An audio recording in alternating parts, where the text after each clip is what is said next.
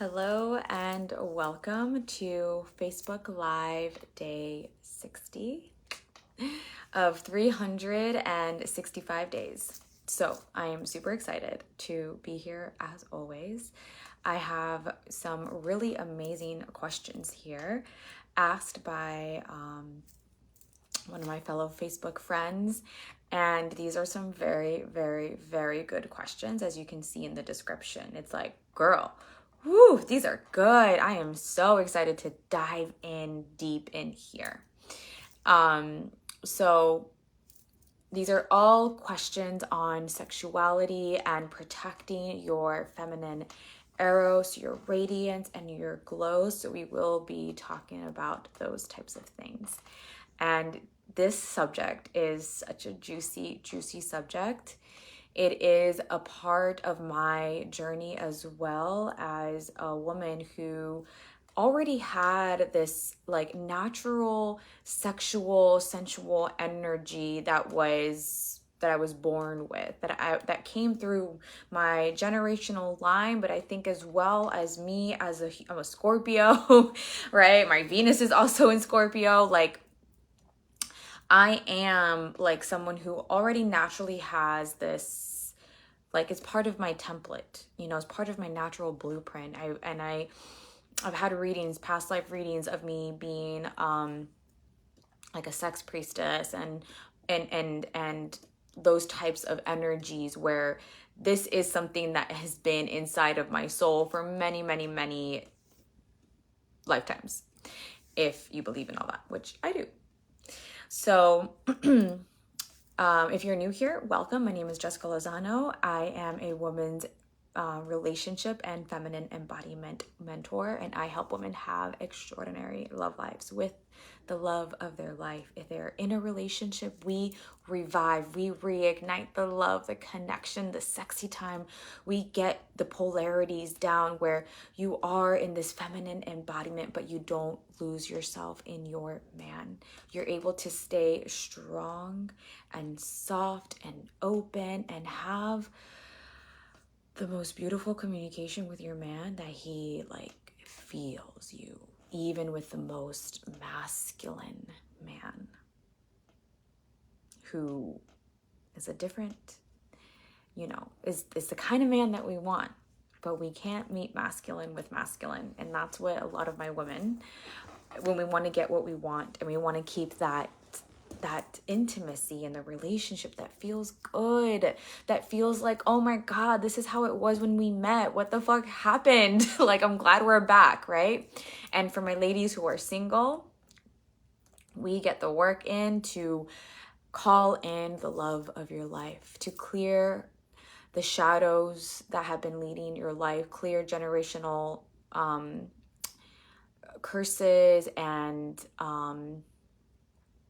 dysfunction about the masculine and the feminine, and really create a blueprinting of how you show up as a woman in relationships, so that you are that energetic match for soul love, for a love that blows your mind away, for a love that feels like, oh,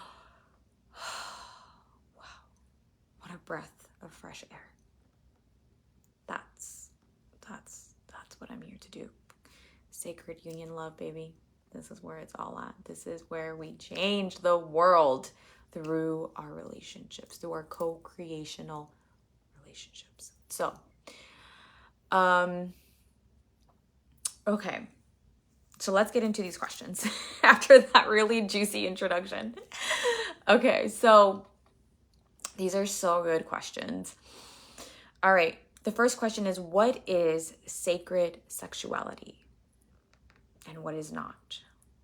Good question. And I was reading this and I have a couple of notes here, not too much. I'm like, I feel like there's so much truth that wants to be spoken that I don't know if I can like just type it out. I feel like it just needs to like really come through.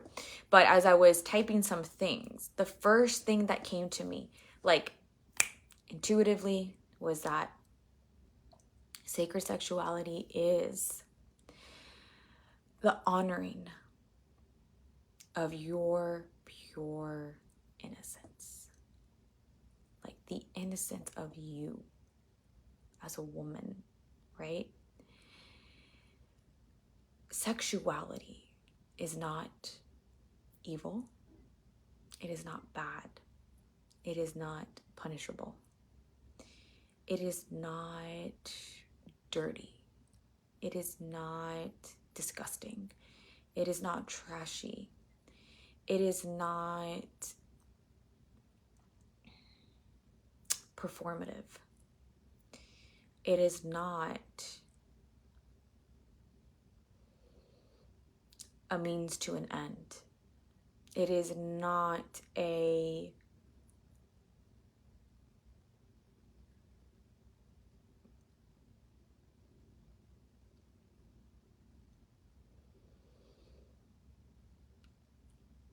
useless, one-dimensional aspect of us. It is at the purest, most simplest, most primal being primary first form is your innocence. Sexuality is sacred. Sexuality is your innocence, is your erotic desires. Not just sexual desires, but your erotic desires in life, like the pleasures in life. Okay, so erotic is your life. Eros is your life force. The more and more I'm like, Eros, this feels good. It feels like yummy and delicious. I'm like, ooh, yes, like I get it. Like erotic, you think like, I think a book that turns you on, right? Like your juices in between your legs, you're like, right? I think that, but then the more and more I'm becoming embodied in my erotic energy, it's like, this is life force. This is life speaking through me about what I really desire, what feels good to me, the pleasure, the yummy and juicy and orgasmic sensations that come through my body. It is my yearnings, my longings, where I want to expand in my heart and expand in my womb, what I want to create in the world, how I want to show up in the world as a woman, in my relationship. It is surrender. It is God the God and creatrix of all moving through me. It is life moving through me is what eros is. It is you, your most innocent, purest desires moving through you. This is how I feel it. This is how I experience it. I'm sure there's more with like tantric masters and all of that, but this is how I'm like, oh my God, this feels so right. It's life force moving through me. And life force is creative and it's always expanding.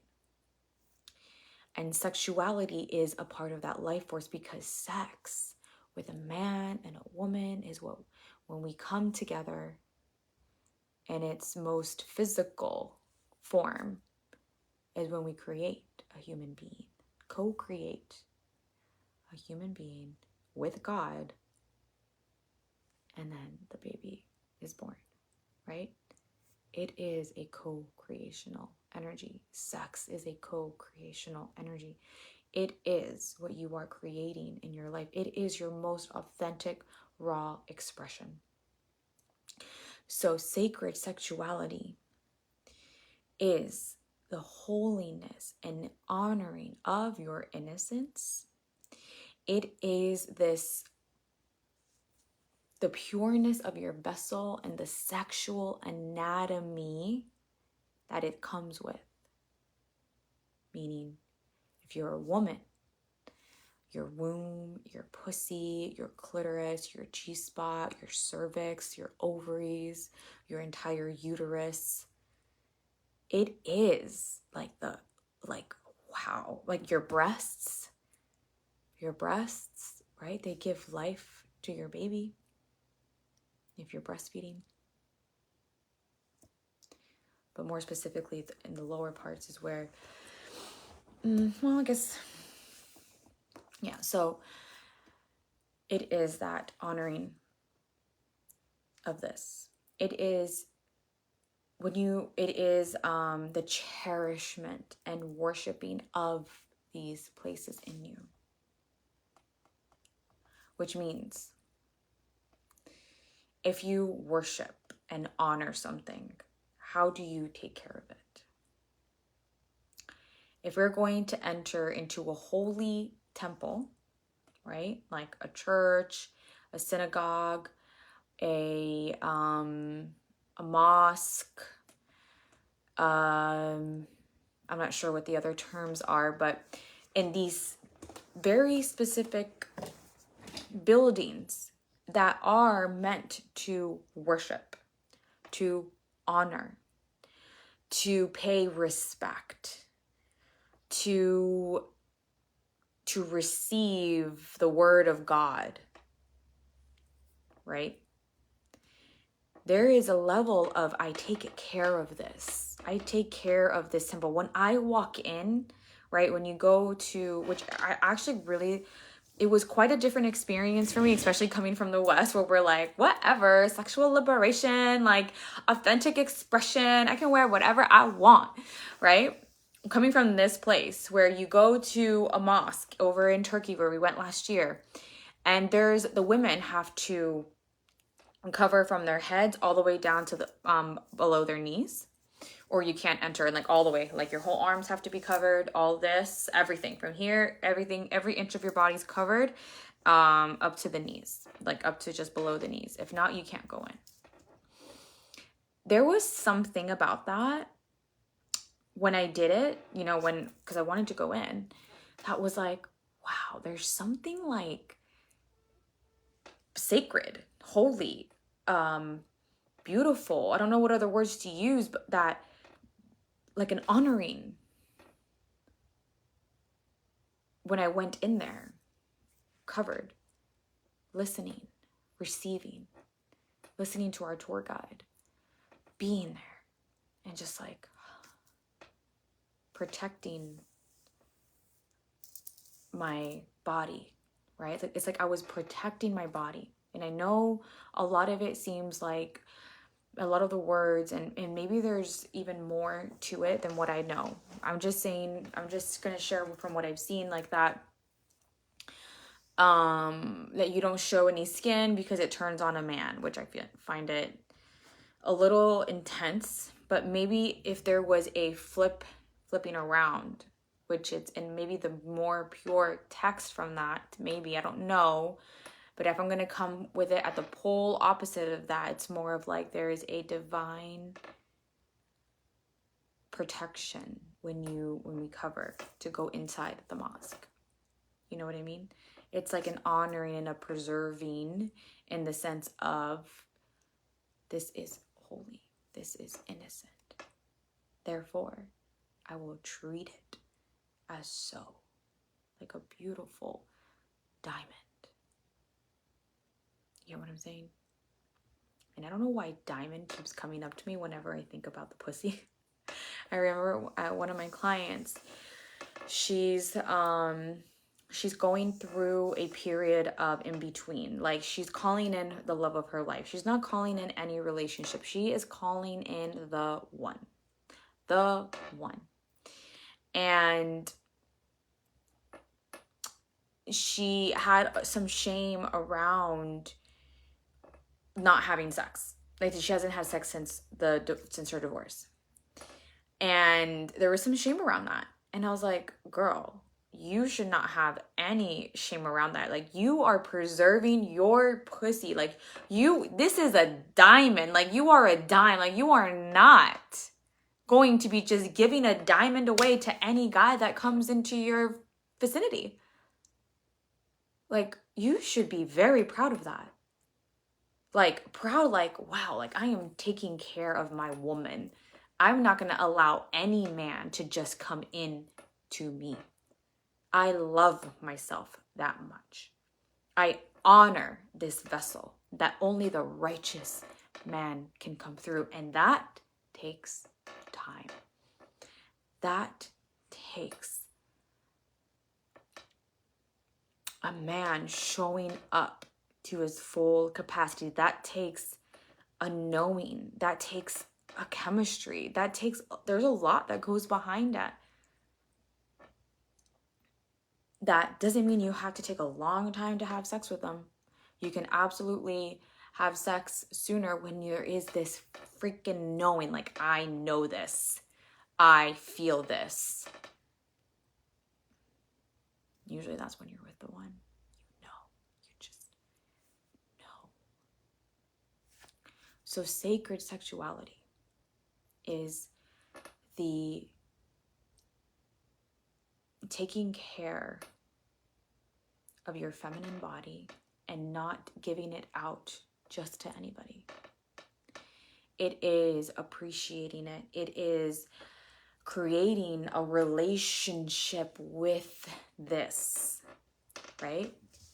It is saying, like, this beautiful, magnetic, life creatrix body is powerful. It's pleasurable. It's how I create in the world.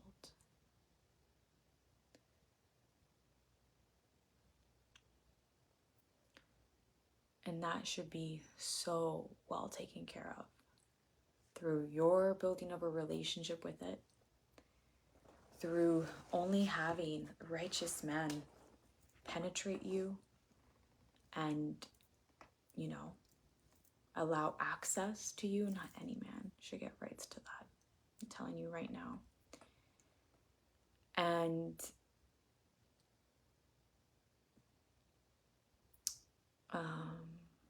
loving every part of it and having a relationship with your womb and with your pussy and with your breast and with every other single part of your body, but very much so in these two areas.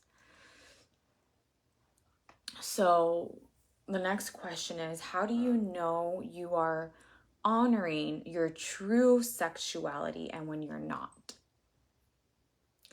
How to know you're honoring your true sexuality and when you're not. This is when you have to really know and trust yourself with this. You know you are honoring your true sexuality when you are being true to you. When you're not honoring your true sexuality, you are people-pleasing. You are seeking to feel validated, to feel worthy. You are over-giving in your sexuality. You are not voicing your wants, needs, desires. Instead, you fear that something will happen if you voice. You betray yourself. You self-abandon yourself for a man's approval or a woman's approval, and you are not true to you. At the end of the day, you're in there that said true sexuality. When you're not, like, in that sentence, you have your answer. When you are not being true to you, when you self-abandon, when you betray yourself for someone else's needs, for somebody else's wants, for thinking that if I do that, then they will love me. If I do that, then they will approve of me. If they do that, then I am worthy. If they do that, then they will stay with me. If I do that, then, they won't leave me. And this is still so true when you are out dating and when you're in a relationship and when it's long term. There is still this deep conditioning, because I see it all the time, where women have sex with their partners when they really don't want to have sex because they need to, because that's what they're supposed to do to be a good wife, to be a good woman. I was one of those. Even with Ron, I did it. Because these were the beliefs that were running through my system. I was not being true to my sexuality. And he never forced me. And he always said, too, this is the thing, he always vocalized, please tell me if you don't want to have sex. Or if we're in the middle of it and you don't feel it, you got to let me know. Do not continue. Even with his, and it's not a mixed message, right? Because somebody can say something, but their embodiment or their energy, there's something about it where you feel it's off. No. He said it with full truth. And I knew he said it with full truth, and yet I still self-abandoned, or I still betrayed, or I still people-pleased in this area because I thought that if I don't, he's gonna leave me, because I was too scared to find out what would happen if I actually didn't. Like, this is the love of my life. Like, I'm terrified that something bad's gonna happen, or that like we're just going to never have sex again, or if it's gonna create this really weird tension in between us. Like, those were my fears. I wasn't being true to myself because I abandoned myself to these false beliefs, and I didn't like genuinely sit down and talk to my man and say, these are my fears. Like, really vulnerably, open heart, feeling my fears, letting him know that. I didn't. I would always say it with this little armor of protection. Not like an attack, but it didn't allow him to fully feel me in my fear and my concern. And I thought I had to deal with it myself. It's my problem. I need to figure this out. It's my problem. I need to figure this out. When in sacred union, yes, there is part where you always take self-responsibility, and you invite your partner in. And you invite him to feel you. Always to feel you. So, how do you know you're honoring your true sexuality when you're not? By trusting what is true to you. Voicing what is true to you. Trusting your voice and holding yourself in that sensation when you use your voice. And trusting your authentic expression, desired needs and wants in it. Okay, the next question. How to heal your eros after being shamed or disciplined for it. So my back is hurting, so because my neck, so I'm be moving in weird positions here. But this feels good for now. How to heal your eros after being shamed and disciplined for it. The first part is forgiving the people who shamed you and disciplined you. And this is a hard pill to swallow. It always is a hard pill to swallow when we're doing forgiveness work. It really is, but it is the basis of it all.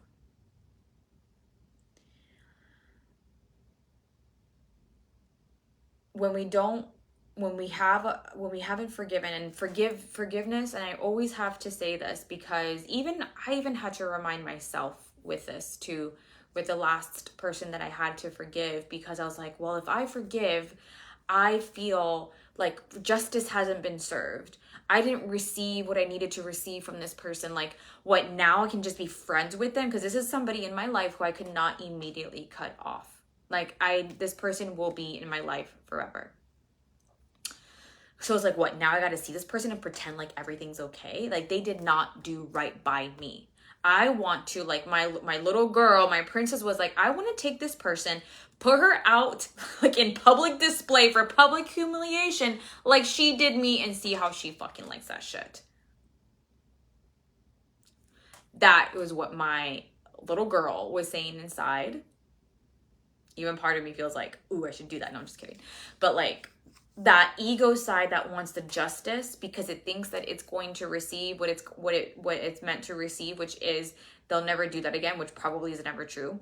They'll probably just want to get back at you again, right? Because an eye for an eye, you know, okay, well, you went for my eye, go for your eye. Well, I'm going to go for your arm. And then I'm going to, you know, it doesn't end the pain and the suffering. It actually continues it until somebody says, this ends with me.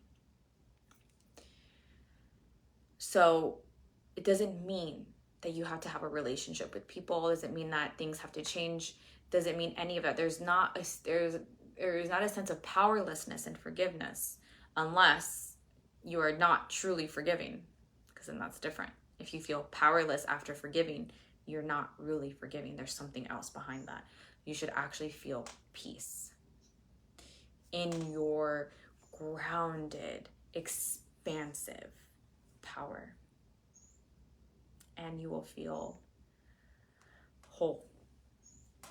So the first part is that forgiveness to the people who have shamed you and disciplined you, which requires a lot. Sometimes forgiveness works requires a lot of sacred rage ceremonies.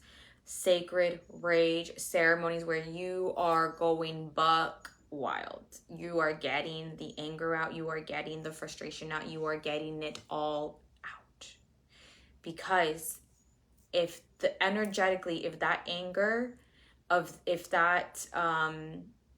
anger is still inside of your body, it's going to be hard to forgive because you really haven't gotten down to the root. It's going to be a fake forgiveness or a half-assed forgiveness, or it's going to be a 1 foot in, 1 foot out forgiveness, and you're not fully in that forgiveness piece. And whatever is in the body, especially anger, has to be released. Anger is a moving energy. It is a moving, like fire. Fire wants to continue to grow. It wants to destroy or burn whatever is there, right? So you need to use that energy and do sacred rage ceremonies to start burning what no longer is serving you. So we get that out. We get the sacred rage ceremony out, right? Vocalizing, animalistic expressions, all the things where you're just like, getting it all out. Hitting pillows, all of those things. But this is the next step. For a lot of women that I work with, they've done hitting pillows and screaming into pillows, and they do aggressive workouts. But this right here, what I'm telling you, is sacred rage ceremony where you are ecstatically dancing, animalistic, primal moves, like animalistic movement in your own privacy of your own home, is a game changer. Like root chakra shaking, which looks like twerking, which I hate that word, but it does look like that. Where you really are shaking out this, because a lot of it is stored here in the hips. And that will start to move the energy out so that you are ready and able to, you have the space to be penetrated with the truth, which eventually will be, it is time to forgive. So when you do this, after you do this, number one, you are creating the safety within you, the inner security that you need to feel safe to express your eros. Safety is an internal game. And yes, an external game when you are with your partner and having a partner that creates a safetiness for you. But safety is an internal feeling. No one can ever take that away from you, your own inner security, but you can choose who you are with and without in this, who adds to the safetiness, or someone who's continually trying to shake that for you, right? So by you creating that inner security through the two processes that I just mentioned, sacred rage ceremonies to release the anger of people who have shamed and disciplined you for your eros, and then the forgiveness, you are creating the safety within you. You have now activated your inner masculine. Your inner masculine is the one that is the protector of your feminine eros, your yin, your juiciness, your feminine essence, your softness, your vulnerability, your feminine body. All of the things is your inner masculine's job to create a gorgeous energetic barrier or boundary or standard for the feminine inside, right?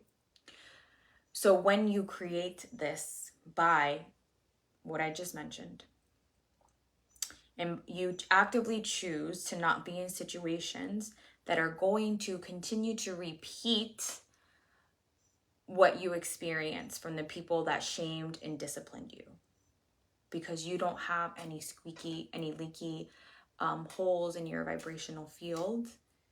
And by not choosing to not be in these situations, you can start healing that eros that was suppressed. You can start expressing yourself authentically and not care what others say about your authentic erotic expression is, which is how you dress, which is how you speak, which is how you move, which is how you want to create in the world, which is what your sexual desires are, all of those things. Another way to heal this as well, after you created these parameters for yourself, after you created this frame and you started to awaken that feminine essence, yoni de-armoring and jade egg work is also another layer where you can start on this journey of healing that shame that you received, because shame will absolutely be held down in here. And even though we're doing all like this external, all this other work, it can still be locked in on your yoni, and these two modalities will help bring that out, which we're going to be working with a yoni wand inside of Sex Priestess. So I'm very excited to bring that in and create an opportunity for women to really get really deep and intimate with their wombs and their yoni, so that we can release shame. We can feel safe in our bodies. We can learn to surrender to our safe masculine men, to feel like, oh my God, like I can allow my man to lead. I trust his leadership. I trust in him because I trust in me. So these are the ways that you heal your eros after being shamed and disciplined for it. Okay, so the last question here is how to protect eros from family culture that doesn't honor still persecuted, which I'm pretty sure that is the family and the culture that doesn't approve of your erotic expression. So in this specific question, I know that what we're talking about here is family and culture who have very strong ideas about how you dress, and probably some really strong religious views about what you should wear, how you should act, how you should be with men, and all of those things, and how you should behave as a woman in front of men, and then how it is in front of women, and all of these different things. And you are breaking out of that system, right? You're breaking out of the system that you were born into because you don't no longer feel like that is true and authentic to you. I have to say first that this is so huge. This is so huge for any person who is breaking out of what has been brought down through the generational line, that you are questioning it. You're like, this doesn't feel right. This doesn't feel like me. I don't want to be a part of this system. I don't want to be a part of this, of these agreements that you all guys agreed on, but I don't agree on this.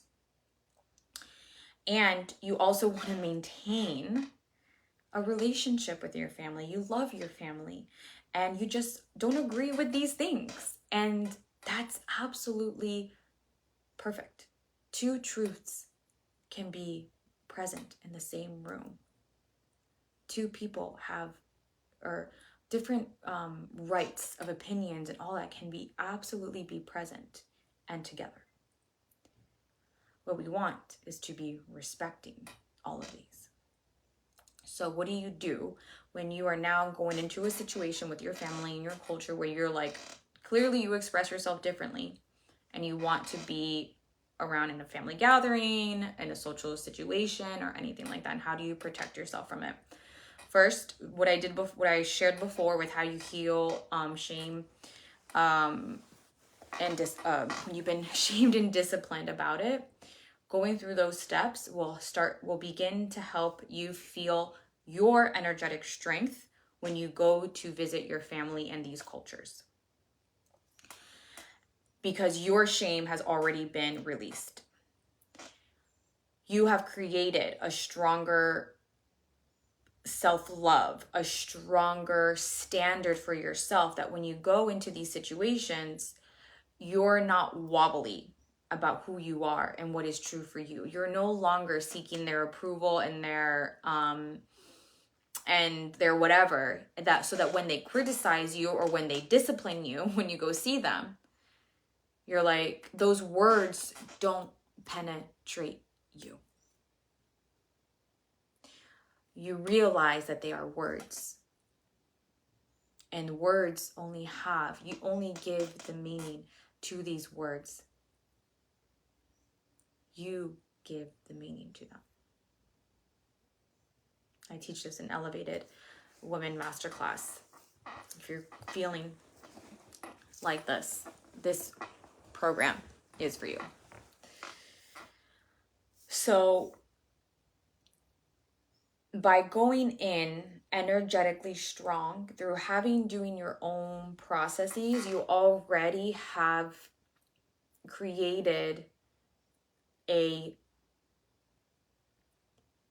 layer of protection that when you are in the presence of them, their words don't hurt.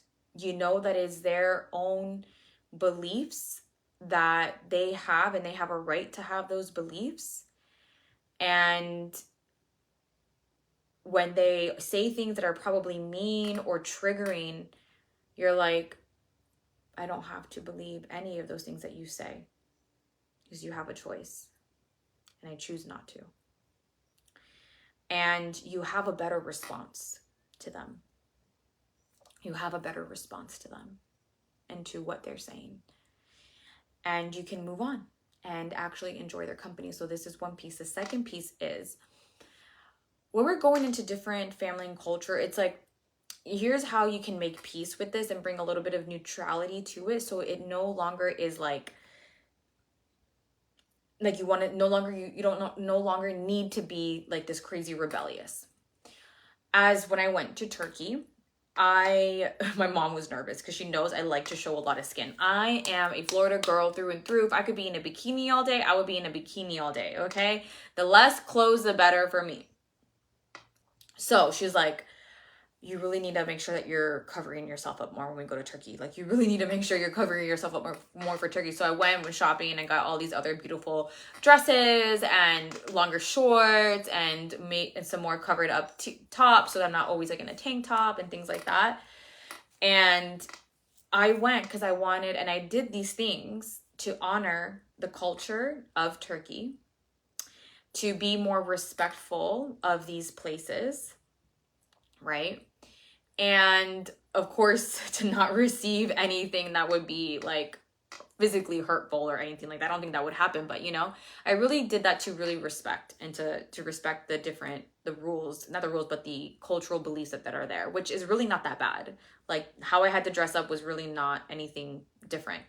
So my point in saying that with this specific question, how do you protect your eros from family and culture that doesn't honor, and you're still persecuted with your types of clothing that you wear because they don't agree with it, is by being respectful as much to the most point possible where you don't feel like you are sacrificing your authenticness.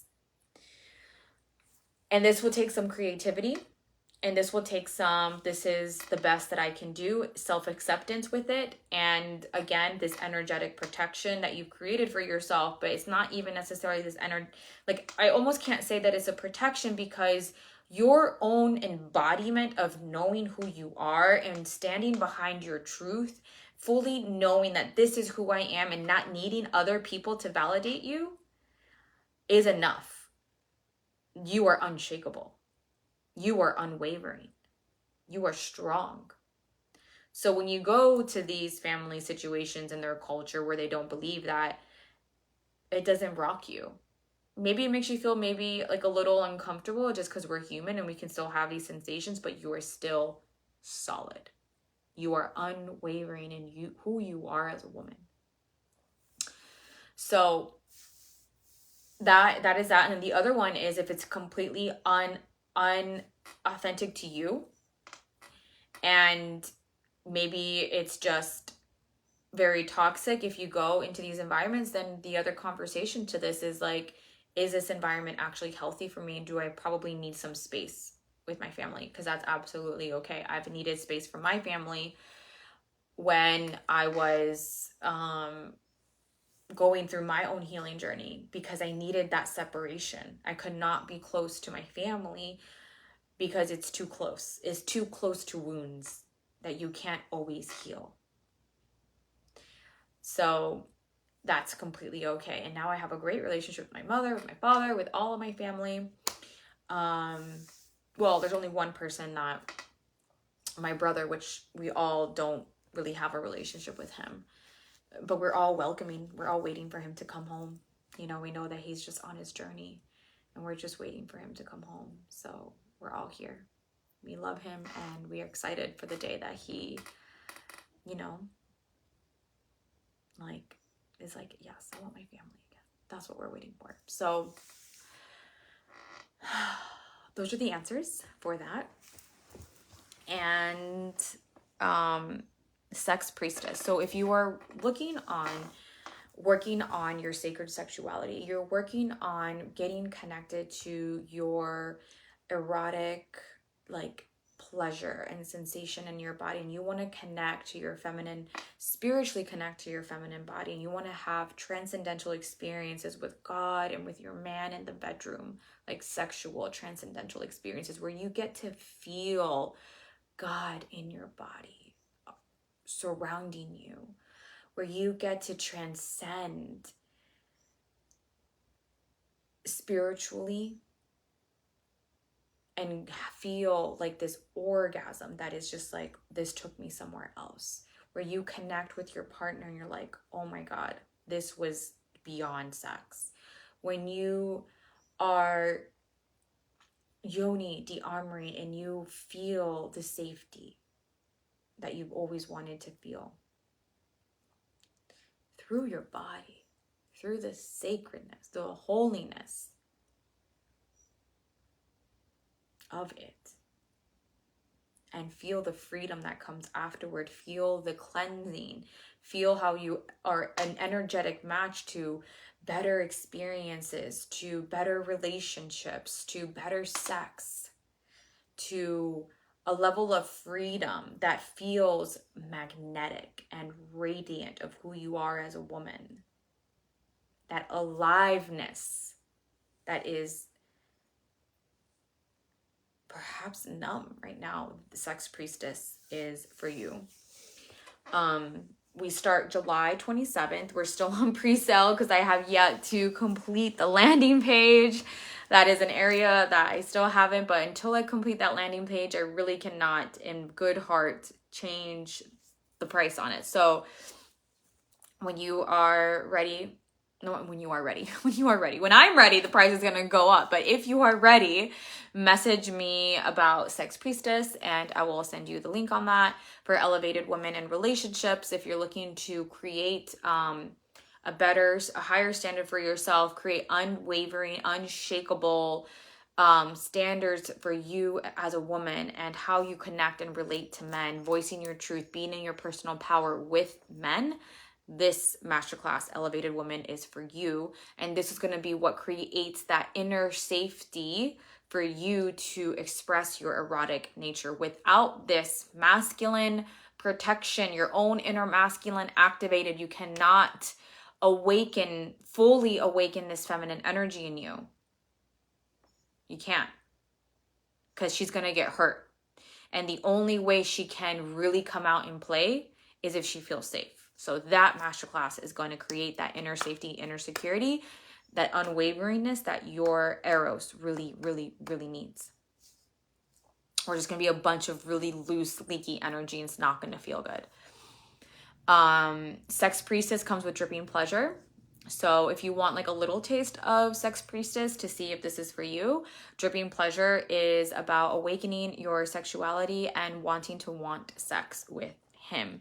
It's about creating that connection with your body and changing the energetics in your relationship with men so that you can feel that desire and that erotic awakening of pleasure in your body. So That one is $155.